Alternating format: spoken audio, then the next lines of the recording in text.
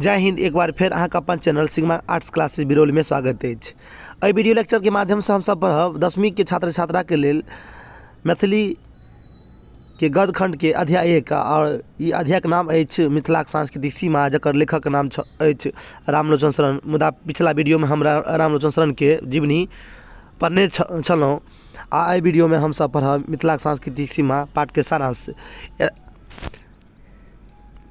मिथिला के सांस्कृतिक सीमा प्रस्तुत निबंध कथी से लेल गेल अछि? प्रवेशिका मैथिली साहित्य से लेल गेल अछि। ई अति महत्वपूर्ण अछि। आ एकर लेखक नाम के छथि? एकर लेखक नाम रामलोचन शरण अछि। मिथिला के तिरहुत पुराण जनपद के शाब्दिक अर्थ होइत अछि जनपद जहाँ लोग अपन पैर रखै छै, जहाँ लोग अपन पैर रखै छै या फिर जहाँ लोग आबि कऽ बसि जाइ छै ओकरा जनपद कहल जाइत अछि। मिथिला नगरी के बसौने छलाह। अति महत्वपूर्ण ऑब्जेक्टिव जे बिहार बोर्ड के एग्जाम के दृष्टि से पूछल जाइत अछि। मिथिला नगरी राजा निमि की पुत्र मिथि के नाम पर मिथिला नगरी के बसाओल गेल छलाह। कोशी से गंडकी धरि मिथिलाक नमती कते छै? 24 योजन छथि, अर्थात 96 कोश। कते छै? 96 कोश। और गंगा से हिमालय तक वन प्रयत्न चौड़ाई अर्थात चौड़ाई कते छै? 16 योजन। कते छै? 16 योजन अर्थात 64 कोश गंगा से हिमालय तक मिथिला के चौड़ाई अछि। ई बात अहाँ सबके ध्यान दै छै। अबुल फजल के द्वारा लिखल गेल छल आईने अकबरी। की लिखल गेल छल? आईन ए अकबरी किनकर रचना छल? अबुल फजल के रचना छल। आईने अकबरी केकरा संबंधित छल? तो अकबर के जीवनी से संबंधित आईने अकबरी छल। ई अति महत्वपूर्ण अछि। ई अहाँ सब ध्यान देब।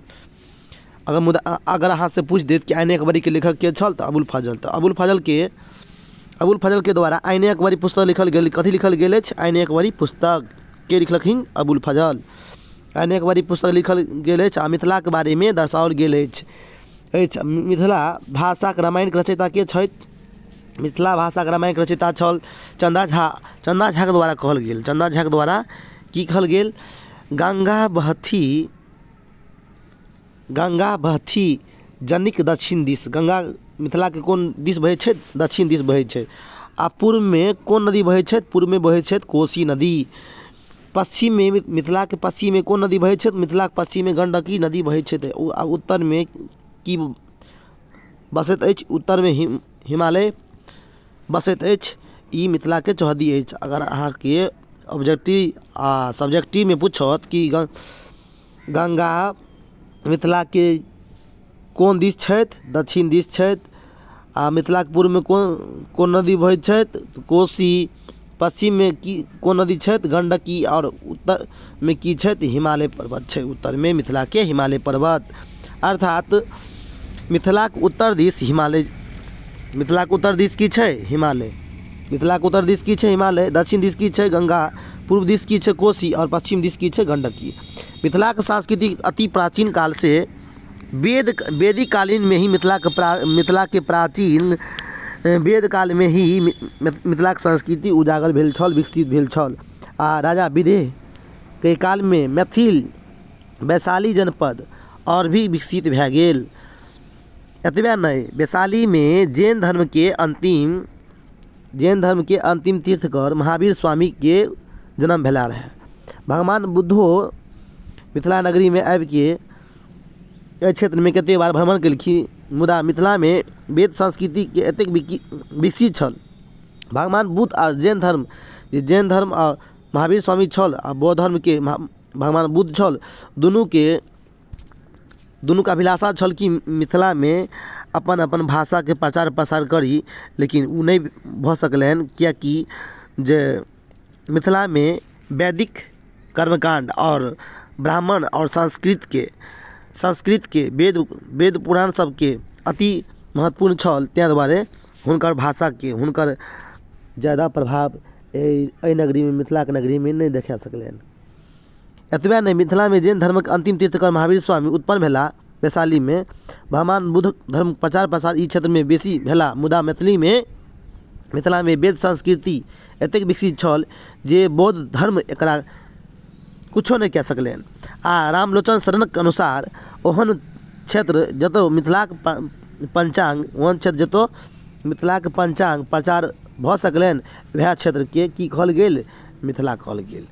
गृहसेन साहब के अनुसार पुरुलिया मैथिली बंगला मिश्रित, चायबासा मैथिली उड़िया मिश्रित कहल गेल अछि। आ संसारक सब संस्कृति आ अपन अस्तित्व के लेल रक्षा के लेल में लागल अछि। तेँ ई स्थिति में मिथिला के लोक सबके चुप नहीं रहबाक उचित नहीं अछि। वर्तमान में सरकारों सेहो मिथिलाक संस्कृति रक्षा करऽ लगलखिन और हमरा सभक कर्तव्य अछि, सेहो ई कर्तव्य अछि कि हमहूँ सब गोटे अपन मिथिला और अपन संस्कृति के रक्षा करी। प्रश्न एहि पाठ से संबंधित हम सब पढ़ब, मिथिला के बसौने छलाह। अति महत्वपूर्ण प्रश्न छै। मिथिला के बसौने छलाह? राजा निमिक पुत्र मिथि के नाम पर मिथिला नगरी बसाओल गेल। बृहद विष्णु पुराणक अनुसार मिथिला के लंबाई कते अछि? बृहद विष्णु पुराणक अनुसार मिथिला के लंबाई 24 योजन छै, 96 कोस। और गंगा से हिमालय धरि वन पर्यटन चक्राई कते छै? 64 कोस अछि। चंदा झा के अनुसार मिथिला के लंबाई चौड़ाई कते अछि? चंदा झा के अनुसार मिथिला के उत्तर दिस हिमालय छै, दक्षिण दिस गंगा बहैत छै, पूर्व दिस छै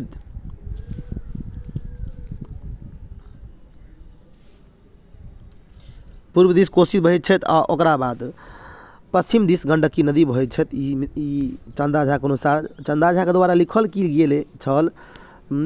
मिथिला भाषा में रामायण के रचनाकार मिथिला भाषा में रामायण के रचनाकार के कैलन? चंदा झा के लिखी। मिथिला के सीमा पश्चिम में परिवर्तन कारण उल्लेख करू।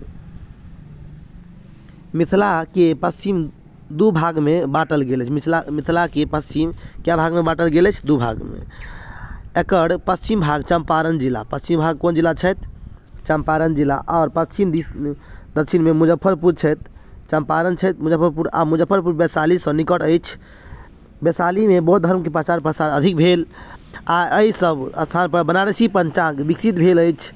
तेँ मिथिला के सीमा पश्चिम में परिवर्तन भेल अछि। लेखक के अनुसार, लेखक रामलोचन शरण के अनुसार मिथिला की सीमा पूर्व में दिनाजपुर, पश्चिम में चंपारण, मुजफ्फरपुर, हाजीपुर, उत्तर में और दक्षिण में पुरुलिया और चायबासा मानल जाइत अछि। लेखक के अनुसार मिथिला के पूर्वी सीमा कतौ धरि अछि? लेखक के अनुसार मिथिला के पूर्वी सीमा कोसी पार क पूर्णिया जिला के संपूर्ण भाग आ दिनाजपुर विस्तृत पश्चिम भाग धरि मिथिला के सीमा अछि।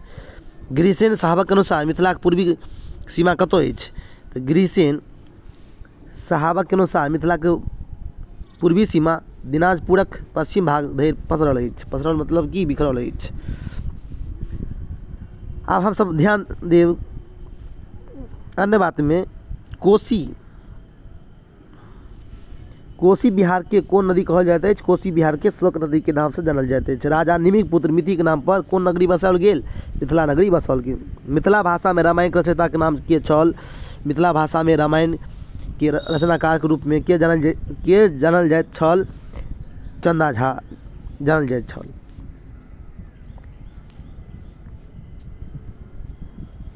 आइने अकबरी के रचनाकार के छलाह? अबुल फजल छल। कोसी से गंडकी धरि मिथिला के नमती कते छल? 24 योजन। लिंग्विस्टिक सर्वे ऑफ इंडिया के लेखक के नाम के छल? गृहसेन साहब। मिथिला के चौड़ाई कते योजन अछि? 16 योजन। विधेय और लिच्छवी मिथिला के छल? की छथि? 2 गंडाज छल। लेखक अनुसार मिथिला के पूर्वी सीमा पूर्णिया जिला के संपूर्ण भाग धरि पसरल अछि।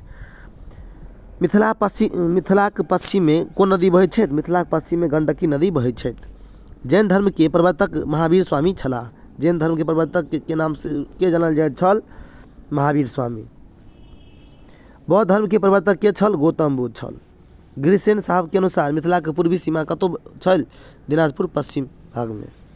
रामलोचन शरण के जन्म निधन कते ईस्वी में भेल छल? 1971 ईस्वी में भेल छल। मिलब हम नेक्स्ट वीडियो में अध्याय 2 लऽ कऽ राष्ट्रभाषा और मातृभाषा, जकर लेखक नाम छथि भोलालाल दास। तब तक के लिए अहाँ सब ई सब वीडियो को देखू आ लाइक करू, सब्सक्राइब करू। जय हिंद, जय भारत।